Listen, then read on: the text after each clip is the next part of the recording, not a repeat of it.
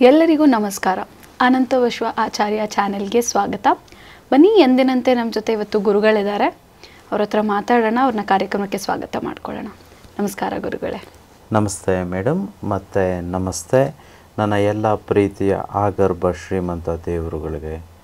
ಸರ್ವೇ ಜನ ಸುಖಿನೋ ಭವಂತು, ಸರ್ವೇ ಸಂತು ನಿರಾಮಯಃ, ಸರ್ವೇ ಭದ್ರಾಣಿ ಪಶ್ಯಂತು, ಮಾ ಕಶ್ಚಿತ್ ದುಃಖ ಭಾಗ ಭವೇತ್. ಅಹಂ ಬ್ರಹ್ಮಸ್ಮಿ. Thank you universe. ಗುರುಗಳೇ, ಇವತ್ತು ನನ್ನ ಹತ್ರ 2 ಕ್ವೆಶ್ಚನ್ ಇದೆ. ನಾನು ಅದನ್ನು ಬರ್ಕೊಂಬಂದಿದ್ದೀನಿ. ಸೊ ಮುಂದಿನ ವರ್ಕ್ಶಾಪ್ ಬಗ್ಗೆ ಕೂಡ ಅದಾಗಿದೆ. ಸೊ ಕೇಳ್ತೀನಿ. ಖಂಡಿತ. ಸೊ ಮುಂದಿನ ವರ್ಕ್ಶಾಪ್ನಲ್ಲಿ ಭೂದೋಷ, ಕರ್ಮದೋಷ, ಬ್ರಹ್ಮಹತ್ಯಾ ದೋಷ, ದೃಷ್ಟಿದೋಷ ಇದಕ್ಕೆಲ್ಲ ನಿವಾರಣೆ ಮಾಡಿಕೊಡ್ತೀವಿ ಅಂತ ಹೇಳಿದ್ವಿ. ಸೊ ಈ ದೋಷ ಇರೋರಿಗೆ ಹಣ ಬರೋದಿಲ್ವಾ, ಅಥವಾ ಅವ್ರಿಗೆ ಏನಾದ್ರು ಪ್ರಾಬ್ಲಮ್ಸ್ ಆಗುತ್ತಾ ದೋಷಗಳಿದ್ರೆ? ವೆಲ್, ಇದ್ರ ಬಗ್ಗೆ ಕಾರ್ಯಾಗಾರದಲ್ಲಿ ಸಂಪೂರ್ಣವಾಗಿ ಡಿಸ್ಕಸ್ ಮಾಡಿ ತಿಳಿಸಿ ನಿವಾರಣೆಯಾಗುತ್ತೆ. ಮುಂಬರುವ ವರ್ಕ್ಶಾಪ್ 23ನೇ ಮಾರ್ಚ್ 2025ರಲ್ಲಿ ಇದೆ, ಗುಡ್ ಶೆಪರ್ಡ್ ಆಡಿಟೋರಿಯಂ ಬೆಂಗಳೂರಿನಲ್ಲಿ. ಬಟ್ ಎನಿವೇ, ನೀವು ಕೇಳಿರೋದಕ್ಕೆ ಒಂದು ಚಿಕ್ಕದಾಗಿ ಒಂದು ಎಕ್ಸಾಂಪಲ್ ಕೊಡ್ತೀನಿ ಅಷ್ಟೇ ಮೇಡಮ್.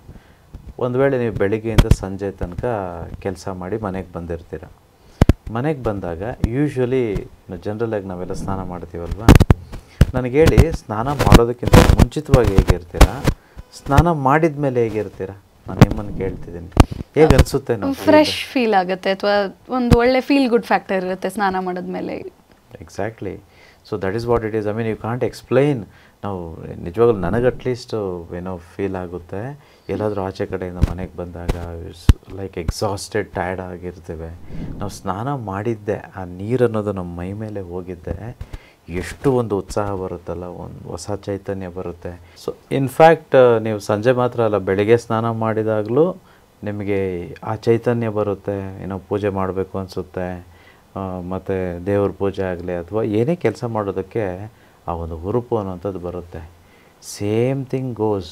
ನೀವು ಹೋಮ ಹವನಗಳು ಮಾಡಿದಾಗ ಬೆಂಕಿಯಿಂದ, ಆ ತಾಪದಿಂದ ಸ್ನಾನ ಅನ್ನೋ ರೀತಿ.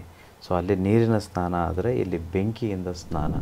ಅದೇ ರೀತಿ ನಮ್ಮ ದೋಷಗಳು ನಮಗೆ ಹೇಗೇಗೋ ಬಂದುಬಿಟ್ಟಿರುತ್ತೆ, ನಮಗೆ ಗೊತ್ತಿರೋದಿಲ್ಲ. ಈಗ ನಮ್ಮ ಹತ್ರ ಹೊಲ ಗದ್ದೆ ಎಲ್ಲ ತೋಟ ಎಲ್ಲ ಇರುತ್ತೆ. ನಾವು ಅಂದ್ಕೊಂಡಿರೋದು ಅಡಿಕೆ ತೋಟನೋ, ನಾವು ಬೆಳೆಸ್ಬೇಕಂತಿರೋದು ತೆಂಗಿನಕಾಯೋ ಅಥವಾ ತರಕಾರಿನೋ ಏನೋ ಬೆಳೆಸೋದಕ್ಕೆ ಹೋಗಿರ್ತೇವೆ. ಈಗ ಅದರಲ್ಲಿ ಕಳೆ ಹೇಗೆ ಬಂತು?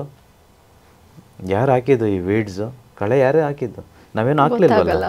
ಸೊ ಹೇಗೆ ಬರುತ್ತೋ ಗೊತ್ತಾಗೋದಿಲ್ಲ. ಕೆಲವೊಂದು ತನ್ನಿಂದ ತಾನೇ ಬಂದರೆ, ಕೆಲವೊಂದನ್ನು ನಾವೇ ಬರಮಾಡ್ಕೊಂಡಿರ್ತೇವೆ, ನಮಗೆ ಗೊತ್ತೇ ಇರೋದಿಲ್ಲ. ವಿಶೇಷವಾಗಿ ಬ್ರಹ್ಮಹತ್ಯೆ ದೋಷಕ್ಕೆ ಬಂದರೆ, ನಾವು ಇನ್ನೊಬ್ಬರನ್ನ ಕೊಂದರೆ ಆ ದೋಷ ನಮಗೆ ಬರುವಂಥದ್ದು. ಸೊ ಹಲವಾರು ಪ್ರಾಣಿ ಪಕ್ಷಿಗಳಾಗ್ಬೋದು ಅಥವಾ ಮನುಷ್ಯರಾಗ್ಬೋದು, ಅವರಿಗೆ ನೋವುಂಟು ಮಾಡಿದಾಗ ಶಾಪ ಹಾಕಿ ಹೋಗ್ಬಿಡ್ತಾರೆ.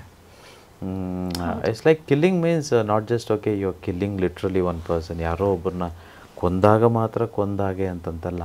ಯಾರೋ ಒಬ್ಬರ ಮನಸ್ಸಿಗೆ ತುಂಬ ನಾವು ಹರ್ಟ್ ಮಾಡಿದಾಗ, ನೋವುಂಟು ಮಾಡಿದಾಗ ಕೊಂದ ಹಾಗೆ ಸಮ. ಸೊ ಹಾಗಾಗಿ ಅದೆಷ್ಟು ಶಾಪಗಳು ಯಾರ್ಯಾರಿಂದ ಬಂದಿರುತ್ತೋ ನಮಗೆ, ಹೇಗೆ ಅದರಿಂದ ಆಚೆ ಬರೋವಂಥದ್ದು. ಇನ್ಫ್ಯಾಕ್ಟ್ ದೃಷ್ಟಿ ದೋಷನೂ ಅಷ್ಟೇ. ನಮ್ಮ ಮೇಲೆ ಎಷ್ಟು ಕೆಟ್ಟ ದೃಷ್ಟಿ ಬಿದ್ದಿರಲಿಕ್ಕಿಲ್ಲ. ಈಗ ನೋಡಿ, ಹೊಸ ಟ್ರೆಂಡ್ ನೋಡಿ. ಈಗ ತುಂಬ ಜನ ನಾನು ವ್ಯವಸಾಯ ಮಾಡೋರು ನೋಡಿದ್ದೇನೆ. ಒಳ್ಳೆ ತೋಟ ಇರುತ್ತೆ, ಗದ್ದೆ ಇರುತ್ತೆ, ತುಂಬ ಫಸಲು ಬಂದಿರುತ್ತೆ. ಅದಕ್ಕೆ ದೃಷ್ಟಿ ಬೀಳಬಾರ್ದು ಅಂತಂತೇಳಿ ಒಳ್ಳೆ ಹೀರೋಯಿನ್ ಅಥವಾ ಹೀರೋ ಫೋಟೋನ ಹಾಕ್ಬಿಟ್ಟಿರ್ತಾರೆ. ಮೊದಲು ದೃಷ್ಟಿಗೊಂಬೆನ ಹಾಕ್ತಿದ್ರು, ಇವಾಗ ಹೀರೋಯಿನ್ ಫೋಟೋ ಹಾಕ್ಬಿಟ್ರೆ ಯಾರು ಜನ ಬೆಳೆನ ನೋಡ್ತಾರೆ, ಹೀರೋಯಿನ್ ನೋಡ್ಕೊಂಡು ಹೋಗ್ತಿರ್ತಾರೆ. ದೃಷ್ಟಿ ಬೀಳಬಾರ್ದು ಅನ್ನೋ ಸಲುವಾಗಿ. ಇನ್ಫ್ಯಾಕ್ಟ್ ನೋಡಿ, ನೀವೆಲ್ಲ ಈ ಪ್ರೆಸ್ಟೀಜ್ ಅಪಾರ್ಟ್ಮೆಂಟ್ಸ್ ಆಗ್ಬೋದು, ಶೋಭಾ ಡೆವಲಪರ್ಸ್ ಆಗ್ಬೋದು, ಇನ್ನೂ ದೊಡ್ಡ ದೊಡ್ಡ ಡೆವಲಪರ್ಸ್ ನೀವು ನೋಡಿ, ಅಲ್ಲಿ ದೊಡ್ಡ ಒಂದು ಪ್ರಾಪರ್ಟಿ ಬಿಲ್ಡ್ ಮಾಡ್ತಿರ್ತಾರೆ. ಅಪಾರ್ಟ್ಮೆಂಟ್ ಆಗಲಿ ಅಥವಾ ಮನೆ ಆಗಲಿ ಕಟ್ತಿರ್ತಾರೆ. ಬಟ್ ಸುತ್ತ ಎಲ್ಲ ಕವರ್ ಮಾಡಿಬಿಟ್ಟಿರ್ತಾರೆ. ನಮಗೆ ಗೊತ್ತೇ ಆಗಬಾರ್ದು ಯಾರು ಒಳಗಡೆ ಕಟ್ತಿದ್ದಾರೆ, ಏನು ಆಗ್ತಿದೆ ಅನ್ನೋವಂಥದ್ದು. ದೃಷ್ಟಿದೋಷ ಬೀಳಬಾರ್ದು ಅನ್ನೋ ಸಲುವಾಗಿ ನಾವುಗಳು ನಮಗೆ ಗೊತ್ತಿಲ್ಲದೆ ನೋಡಿ, ಕೆಲವು ಗೊತ್ತಿದ್ದು ಮಾಡ್ತೇವೆ. ನಾವು ಪ್ರತಿ ಸಲ ನಮ್ಮ ವಾಟ್ಸಪ್ಪಲ್ಲಾಗ್ಬೋದು, ಫೇಸ್ಬುಕ್ಕಲ್ಲಾಗ್ಬೋದು, ಇನ್ಸ್ಟಾಗ್ರಾಮಲ್ಲಾಗ್ಬೋದು ಡಿ ಪಿ ಹಾಕೋದಿದೆಯಲ್ವಾ, ನಮ್ಮ ಡಿ ಪಿನ ನೋಡಿ ಎಷ್ಟು ಜನ ಗ್ರೇಟ್ ಅನ್ನೋರಿದ್ದಾರೆ. ಅಥವಾ ನಮ್ಮ ಫೋಟೋ ನೋಡಿಬಿಟ್ಟು ಎಷ್ಟು ಜನ ಹಿಂಗಾಗ್ಬಿಟ್ಟಿದ್ದಾನ, ಇಲ್ಲೆಲ್ಲ ಹೋಗ್ಬಿಟ್ಟಿದ್ದಾಳ ಇವಳು, ಇಷ್ಟು ಚೆನ್ನಾಗಿದ್ದಾರೆ ಇವರು ಅಂತ ಶಾಪ ಹಾಕೋರು ಎಷ್ಟು ಜನ ಎಲ್ಲ ನೀವು ಯೋಚನೆ ಮಾಡಿ ನೋಡಿ. ಸೊ ಹಾಗಾಗಿ ನಮಗೆ ಗೊತ್ತಿಲ್ಲದೇ ತುಂಬ ದೋಷಗಳು ನಮಗೆ ಅಂಟ್ಕೊಂಡಿರುತ್ತೆ. ಸೊ ಅದರಿಂದ ಎಲ್ಲದರಿಂದ ಮುಕ್ತಿ ಪಡ್ಕೊಳ್ಳೋದು ಹೇಗೆ ಅನ್ನುವಂಥದ್ದು ಮುಂಬರುವ ಕಾರ್ಯಾಗಾರವಾಗಿರುತ್ತೆ. ಇವೆಲ್ಲ ದೋಷಗಳಿದ್ದಾಗ ಖಂಡಿತವಾಗಿಯೂ ನಮ್ಮ ಮನಸ್ಸು ಅನ್ನುವಂಥದ್ದು ಏನಿದೆಯೋ ಅದು ದುರ್ಬಲವಾಗಿರುತ್ತೆ, ಅದಕ್ಕೆ ಶಕ್ತಿ ಹೀನವಾಗಿರುತ್ತೆ. ಸೊ ಹಾಗಾಗಿ ಹಣವನ್ನು ಅಷ್ಟು ಹೆಚ್ಚು ಪಡ್ಕೊಳ್ಳೋದಕ್ಕೆ ಸಾಧ್ಯವಾಗೋದಿಲ್ಲ. ಅದೇ ನೀವು ಈ ಮಾರ್ವಾಡಿಗಳು ನೋಡಿ, ಅಥವಾ ಜೈನ್ ಕುಟುಂಬದವ್ರು ನೋಡಿ, ಅಥವಾ ದೊಡ್ಡ ದೊಡ್ಡ ಬಿಸ್ನೆಸ್ ಪೀಪಲ್ ನೋಡಿ, ನಮ್ಮ ರೀತಿ ಚಿಲ್ಲರೆ ಕೆಲಸ ಎಲ್ಲ ಮಾಡಲ್ಲ ರೀ. They don't update their DPs, they don't see other people reels, or nor do they update their own reels. So ಅವ್ರಿಗೆ ದೃಷ್ಟಿ ಅನ್ನೋಂಥದ್ದು ಅವಾಯ್ಡ್ ಮಾಡ್ತಾ ಹೋಗ್ತಾರೆ. ನನಗೆ ಒಬ್ಬ ಮಾರ್ವಾಡಿನ ತೋರಿಸಿ ವಾಟ್ಸಪ್ಪಲ್ಲಿ DP ಹಾಕಿರೋದು, ಒಬ್ಬರನ್ನು ತೋರಿಸಿ ನನಗೆ, ದೇ ನೋ ಫಾರ್ ದೆಮ್ಸೆಲ್ಸ್ ಹಾಕ್ಬಾರ್ದು ಅಂತಂತೇಳಿ. ನಾವುಗಳು ನೋಡಿ we are very close with ನಾನು ಯಾರನ್ನೋ ಒಬ್ಬರನ್ನ ಪ್ರೀತಿ ಮಾಡ್ತಿದ್ದೇನೆ, ಅಥವಾ ನಾನು ಮದುವೆ ಆಗಿ ನಾನು ಹೆಂಡತಿ ಜೊತೆ ಇರ್ತೇನೆ. ಎಸ್ ಸೋನ್ ಆ್ಯಸ್ ನಮ್ಮ ಮನೇಲಿ ಹೇಗಿರ್ತೀವೋ ಗೊತ್ತಿಲ್ಲ, ಬಟ್ ಫೋಟೋಗಾದರೂ ಚೆನ್ನಾಗಿ ನಗ್ನಗ್ತಾ ಫೋಟೋ ತೆಗೆದು ಹಾಕ್ಬಿಡ್ತೇವೆ ನಾವು. ಎಷ್ಟು ಜನ ನಮ್ಗೆ ಆಶೀರ್ವಾದ ಮಾಡ್ತಾರೆ. You think people all will blesses, they will like cursing. ಇಷ್ಟು ಚೆನ್ನಾಗಿದ್ದಾರೆ ಇವರು, ಅವ್ರಿಗೆ ಅಷ್ಟು ಒಳ್ಳೆ ಹೆಂಡತಿ ಸಿಕ್ಕಿದ್ದಾರೆ ಅಥವಾ ಗಂಡ ಸಿಕ್ಕಿದ್ದಾರೆ, they got a great family ಅನ್ನುವಂಥದ್ದು ಕರ್ಸೇ ಹೆಚ್ಚಿರುತ್ತೆ ಬ್ಲೆಸ್ಸಿಂಗಿಂತ ಹೆಚ್ಚು. ಸೊ ಹಾಗಾಗಿ you must be aware of that. ಇವೆಲ್ಲ ಕರ್ಮಗಳಿಂದ ನಾವು ಮುಕ್ತಿ ತೆಗೆದುಕೊಳ್ಳೋಣ. ನಾವು ಆಗ ಮಾತ್ರ ನಮಗೆ ಹಣ, ಆಸ್ತಿ, ಐಶ್ವರ್ಯಗಳು ಅಟ್ರ್ಯಾಕ್ಟ್ ಆಗೋದಕ್ಕೆ ಸಾಧ್ಯ. Yes madam. ಖಂಡಿತವಾಗ್ಲೂ ಗುರುಗಳೇ, ಸಾಕಷ್ಟು ಜನ ದೃಷ್ಟಿದೋಷದ ಬಗ್ಗೆ ಹೇಳಿರೋದನ್ನು ಕೇಳಿದ್ದೀನಿ. ಇದು ಪ್ರಾಕ್ಟಿಕಲ್ ಆಗಿ ಹೇಗೆ ವರ್ಕ್ ಆಗುತ್ತೆ ಅಂತ ತಿಳಿಸ್ಕೊಟ್ರಿ. ಇನ್ನು ಎರಡನೇದಾಗಿ ಈ ದಾರಿದ್ರ್ಯಕ್ಕೂ ಐಶ್ವರ್ಯಕ್ಕೂ ಏನು ವ್ಯತ್ಯಾಸ, ಏನದು ಫ್ಯಾಕ್ಟರ್ಸ್, ಏನು ಡಿಫ್ರೆನ್ಸ್ ಇರುತ್ತೆ ಅಂತ? ಓಕೆ, ಸೊ ದರಿದ್ರ ಅಲ್ವಾ? ಸೊ ಎಷ್ಟೋ ಸಲ ನಾವು ಮಾತಿಗೆ ಏನೋ ಮಾತಾಡ್ತಿರ್ಬೇಕಂದ್ರೆ ಬೈತಿರ್ತೀವಲ್ವ, ಏನು ದರಿದ್ರ ನನ್ನ ಮಗ ಅಪ್ಪ ಇವನು ಅಲ್ವಾ, ದರಿದ್ರ ಹಿಡಿದವರು ಅಂತ ಹೇಳ್ತಿರ್ತೀವಲ್ವ. ಸೊ ದರಿದ್ರ ಅಂತಂದರೆ ಏನು? ದರಿದ್ರ ಅಂದರೆ ಇಷ್ಟೇ, ಎಲ್ಲ ಇದ್ದು, ಏನು ಬೇಕೋ ಎಲ್ಲ ಇದ್ದು, ಇನ್ನೂ ಬೇಕು ಸಾಲದು ಅಂತಿರ್ತಾರಲ್ವ, ಆ ಮನಸ್ಥಿತಿಯನ್ನು ದರಿದ್ರತನ ಅಂತ ಹೇಳ್ತಾರೆ. ಇಂಥವ್ರಿಗೆ ಲೈಫಲ್ಲಿ ಯಾವಾಗಲೂ ಶಾಂತಿ, ಸಮಾಧಾನ, ನೆಮ್ಮದಿ ಸಿಗೋದೇ ಇಲ್ಲ. ಇದು ದರಿದ್ರ. ಓಕೆನಾ? ನಾನು ತುಂಬ ಜನ ನೋಡಿದ್ದೇನೆ, 98 ಮಾರ್ಕ್ಸ್ ತೆಗೆದಿರ್ತಾರೆ, 95, 90 ಮೇಲೆ ತೆಗೆದಿರ್ತಾರೆ. ಅಯ್ಯೋ 2 ಮಾರ್ಕ್ಸ್ ಮಿಸ್ ಆಗಿಬಿಟ್ಟಿದೆ ಅಂತ ಹೇಳ್ತಿರ್ತಾರೆ ನೋಡಿ. ದರಿದ್ರ ಮೇಡಮ್ ಅದು. ಎಲ್ಲ ಇರುತ್ತೆ. ನಾನು ತುಂಬ ಜನ ಶ್ರೀಮಂತರು ನೋಡಿದ್ದೀನಿ, ಅವ್ರಿಗೆ ಯಾಕೋ ನೆಮ್ಮದಿನೇ ಇಲ್ಲ. ಒಂದು ಮನೆ ಇರುತ್ತೆ, ಗ್ರ್ಯಾಂಡಾಗಿರುತ್ತೆ, ಇನ್ನೊಂದು ಮನೆ ಬಾಡಿಗೆ ಬೇರೆ ಬರ್ತಿರುತ್ತೆ, ಇನ್ನೊಂದು ವ್ಯಾಪಾರ ಇರುತ್ತೆ, ಇನ್ನೂ ಸಾಲದು ಅಂತಂತೇಳಿ ಇನ್ನೂ ಏನೇನೋ ಮಾಡೋಕ್ಕೆ ಹೋಗ್ತಾನೇ ಇರ್ತಾರೆ. Endlessly they are doing something R the other. I don't think that is needed. I mean in fact ನಮಗೆ ಎಷ್ಟು ಬೇಕೋ ಅಷ್ಟು ಪಡ್ಕೊಳ್ಳೋಕ್ಕಿರ್ಬೇಕು. ಎಲ್ಲಿ ಗೀಟ್ ಹಾಕಿ ಇಷ್ಟು ಸಾಕಬ್ಬ ಅನ್ನೋ ಮನಸ್ಥಿತಿ ಇರೋ ತನಕ ನಮಗೆ ಹಣ, ಆಸ್ತಿ, ಐಶ್ವರ್ಯಗಳು ಶಾಂತಿ ಸಮಾಧಾನ ಕೊಡೋದಿಲ್ಲ. ಸೊ ಈ ದರಿದ್ರ ಅಂತಂದರೆ ಎಷ್ಟಿದ್ದು ಇನ್ನೂ ಬೇಕು ಅನ್ನೋ ಒಂದು ಮನಸ್ಥಿತಿ. ಸೊ ಇದು ಒಂದನೇದು. ಎರಡನೇದು ಐಶ್ವರ್ಯ ಅಂತಂದರೆ ಇರೋದ್ರೆಲ್ಲವನ್ನು ಏನೋ ಖುಷಿಯಿಂದ ತೆಗೆದುಕೊಂಡು ನನಗಿವತ್ತು ಏನಿದೆಯೋ I am very happy for it ಅನ್ನೋ ಮನಸ್ಥಿತಿ. ಅಷ್ಟೇ ಅಲ್ಲ, ನನಗಿನ್ನೂ ಏನೇನು ಬೇಕಿದೆಯೋ ಅದನ್ನೆಲ್ಲ ಪಡ್ಕೊಳ್ಳೋದಕ್ಕೆ ಒಳ್ಳೆಯ ರೀತಿಯಲ್ಲಿ ಹೆಜ್ಜೆ ಇಟ್ಟು ಪ್ರಯತ್ನಂ ಸರ್ವ ಸಿದ್ಧಿ ಸಾಧನಂ ಅನ್ನೋ ಒಂದು ಮನಸ್ಥಿತಿಯಲ್ಲಿ ಮುಂದೆ ಹೋಗುವಂಥದ್ದು. ಸೊ ತುಂಬ ವೆರಿ ಕ್ರಿಟಿಕಲ್. ಯಾರಿಗೆ ಈ ಮನಸ್ಥಿತಿ ಇರುತ್ತೋ ಅವರು ಕೋರಿದ್ದೆಲ್ಲ ಆಗುತ್ತೆ, ಅಂದ್ಕೊಂಡಿದ್ದೆಲ್ಲ ಸಿಗ್ತಿರುತ್ತೆ. ಬಿಕಾಸ್ ಫಸ್ಟ್ ಆಫ್ ಆಲ್ ಇಲ್ಲಿ ಗ್ರ್ಯಾಟಿಟ್ಯೂಸ್ ಮೈಂಡ್ ಸೆಟ್ ಇರುತ್ತೆ. ಮೀನ್ಸ್ ಟು ಸೇ, ನನ್ನ ಹತ್ರ ಯಾವುದೋ ಒಂದು ಕೆಲಸ ಇದೆ, I am very thankful for it. First of all ನನಗೆ ಈ ಕೆಲಸ ಸಿಕ್ಕಿದೆಯಲ್ಲ, ಈ ಕೆಲಸದಿಂದ ನನ್ನ ಮನೆ ನಡೀತಿದೆಯಲ್ವ, ಈ ಕೆಲಸದಿಂದ ನನಗೆ ಊಟ ಸಿಗ್ತಿದೆಯಲ್ವ, ಈ ಕೆಲಸದಿಂದ ನನ್ನ ಮಕ್ಕಳು ಮಡದಿ ಎಲ್ಲರೂ ಚೆನ್ನಾಗಿದ್ದಾರಲ್ವ, ಥ್ಯಾಂಕ್ ಯು ದೇವರೇ, ಥ್ಯಾಂಕ್ ಯು ಯೂನಿವರ್ಸ್. ಅದಕ್ಕೆ ನನಗೆ ಇಷ್ಟು ಸಾಲದು, ಇಂಚೂರು ಇದೆಲ್ಲ ಪಡ್ಕೊಳ್ಳೋದಕ್ಕೆ ಇನ್ನೂ ಏನೋ ಬೇಕು, ಅದಕ್ಕೂ ನನಗೆ ಆಶೀರ್ವಾದ ಕೊಡು ಅಂದಾಗ ದೇವ್ರಿಗೆ ತುಂಬ ಖುಷಿ ಆಗಿಬಿಡುತ್ತೆ. ಅದನ್ನು ಬಿಟ್ಟು ಇರೋದನ್ನೆಲ್ಲ ಮರೆತೋಗಿ ಅಥವಾ ಏನೇನಿದೆಯೋ ಅದನ್ನು ಏನೋ ಕ್ರಿಬ್ ಮಾಡಿಕೊಂಡು ಬೇಜಾರು ಮಾಡಿಕೊಂಡು ನನಗೆ ಅದು ಬೇಕು ಇದು ಬೇಕು, ಅದು ಬಂದಮೇಲೆ ಸಂತೋಷವಾಗಿರ್ತೀನಿ, ಇನ್ನೂ ಹೆಚ್ಚು ಸಂತೋಷವಾಗಿರ್ತೀನಿ ಅನ್ನೋವಂಥದ್ದು I think that is foolishness. Lot of people ಈ ಕಲಿಯುಗದಲ್ಲಿ ಅವ್ರು ಏನು ಇದೆಯೋ ಅದರಲ್ಲಿ ಸಂತೋಷ ಇರೋದೇ ಇಲ್ಲ. ಮುಂದೆ ಸಂತೋಷವಾಗಿರ್ತೀನಿ, ಅದು ಬಂದಮೇಲೆ ಸಂತೋಷವಾಗಿರ್ತೀನಿ, ಈ ವ್ಯಾಪಾರ ಮಾಡಿದ್ಮೇಲೆ ಸಂತೋಷವಾಗಿರ್ತೀನಿ ಅಂದ್ಕೊಂಡು ಫ್ಯೂಚರಿಸ್ಟಿಕ್ ಆಗೇ ಇರ್ತಾರೆ. ಆ ರೀತಿ ಇರಬಾರ್ದು. ಸೊ ಐಶ್ವರ್ಯವಂತರು ಯಾರಂತಂದರೆ ಏನಿದೆಯೋ ಅದರಲ್ಲಿ happy. So I from beginning, I mean ಇದು ಅನಂತ ವಿಶ್ವ ಆಚಾರ್ಯ ಆದಮೇಲೆ ಎಲ್ಲ ನನ್ನ ಜೀವನದಲ್ಲಿ ನನ್ನ ಪರ್ಸ್ನಲಾಗಿ ಹೇಳಬೇಕು ಅಂತಂದರೆ I am happy with anything and everything. But I have not put a full stop. ಅಲ್ಲಿ ಫುಲ್ ಸ್ಟಾಪ್ ಹಾಕಿ ನಿಲ್ಲಿಸಲಿಲ್ಲ. But I am thriving more because life ಅನ್ನೋವಂಥದ್ದು ಡಿಸೈರ್ ಕಳ್ಕೊಂಡಾಗ ಲೈಫ್ ಅಂತ್ಯ ಆಗಿಬಿಡುತ್ತೆ. ಸೊ ಅತಿ ಮೋಹ ಇರಬಾರ್ದು, ಅತಿ ಆಸೆ ಇರಬಾರ್ದು, ದುರಾಸೆ ಇರಬಾರ್ದು, ಬಟ್ ಆಸೆ ಇಲ್ಲದೇನೂ ಇರಬಾರ್ದು. ಸೊ ಹಾಗಾಗಿ ಥ್ಯಾಂಕ್ಫುಲ್ನೆಸ್ ಇರಬೇಕು ಫಾರ್ ಎವ್ರಿಥಿಂಗ್. ಸೊ ಹಾಗಾಗಿ ದ್ಯಾಟ್ ಈಸ್ ಐಶ್ವರ್ಯ. ಸೊ ನಾವೆಲ್ಲರೂ ಐಶ್ವರ್ಯವಂತರಾಗಬೇಕು, ದರಿದ್ರರಾಗಬಾರ್ದು. Yes ma'am.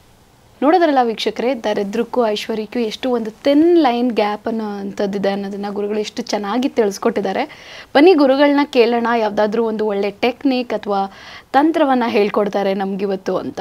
ಗುರುಗಳೇ ಯಾವುದಾದ್ರು ತಿಳಿಸ್ಕೊಡಿ ವೀಕ್ಷಕರಿಗೋಸ್ಕರ. ಯಪ್.